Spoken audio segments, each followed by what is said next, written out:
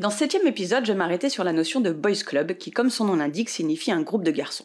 Ce groupe est socialement homogène et défini au sein d'un milieu donné, ce qui va être de l'ordre de l'acceptable et de l'inacceptable, comme on a pu le voir par exemple avec la Ligue du LOL dans le milieu du journalisme.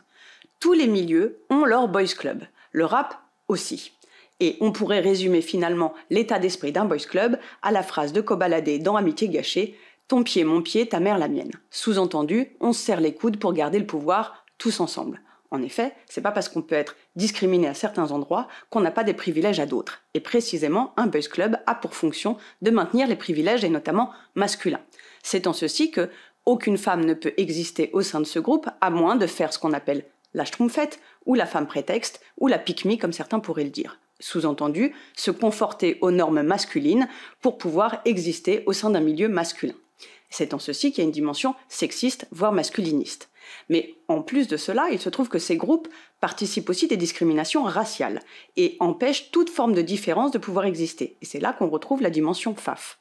Ajoutons à cela que ce groupe aussi détient une forme de vérité qu'ils seraient les seuls à pouvoir divulguer, et c'est là que la dimension conspi repointe son nez. C'est ainsi que l'articulation FAF-conspi-mascus se retrouve aussi dans la notion de boys club. Et puisque le savoir est une arme, maintenant vous savez, donc à vous de faire vos choix.